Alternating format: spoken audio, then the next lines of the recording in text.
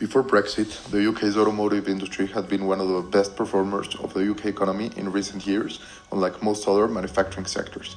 Output has increased by over 60% since 2010, and there has been over £8 billion worth of investment in the industry in the past 5 years. The industry supports over 800,000 jobs in the UK, and the UK benefited greatly from European Union membership. The automotive industry generated £72 billion a year before Brexit. The UK created, on average, 1.7 million cars per year. Half of these were sold in Europe. The automotive industry was one of the largest exports from the UK, equivalent to 12% of total exports. With rising costs and tariffs, many jobs are at risk and many brands will not survive due to higher selling prices. In 2013, the UK used to be the fifth biggest car exporter in the world with an export value of over $40 billion. According to World Atlas, in 2012, Europe was the biggest car exporting region in the world. After the referendum was published and the United Kingdom exited the European Union, a lot of questions and thoughts started, asking about what will happen to the companies and specific industries that need to import and export manufacturers. The United Kingdom automotive sector is very important in the economy of the European Union and the United Kingdom, and they needed to know about what will happen to them.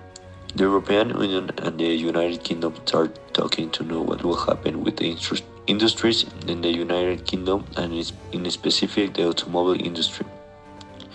Nissan, Toyota, Honda, Jaguar, Land Rover and many others were affected, and it was very important to talk and negotiate with the European Union to reach an agreement that will help both parties.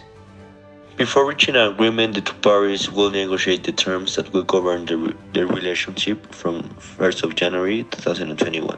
During these talks, the United Kingdom and the European Union were not reaching an agreement, and it was very important to close the negotiations in the middle of November to allow time for ratification by European Union member states by the end of the year.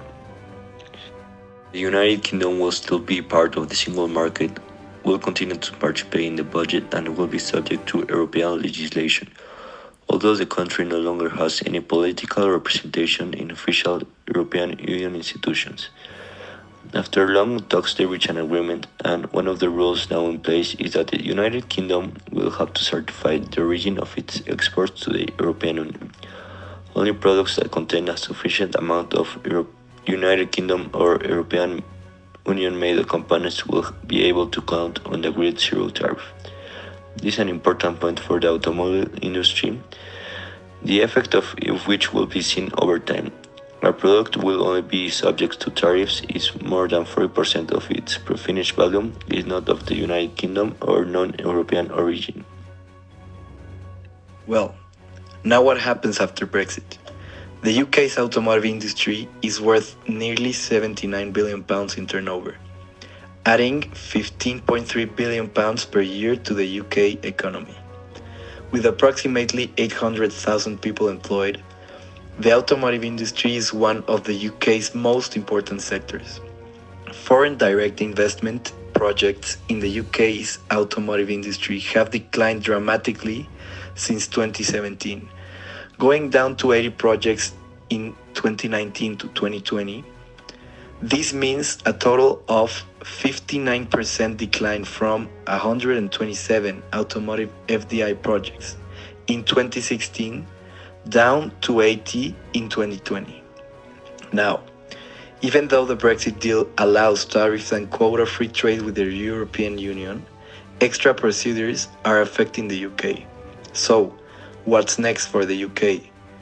The new regulations are emerging. The European Union's target of 60% decarbonization by 2050, and the UK's decision to end petrol by 2030, and many other short-term new emission regulations indicate that the UK must focus on these new markets. Electric cars, new technologies in general, and development in means of transport.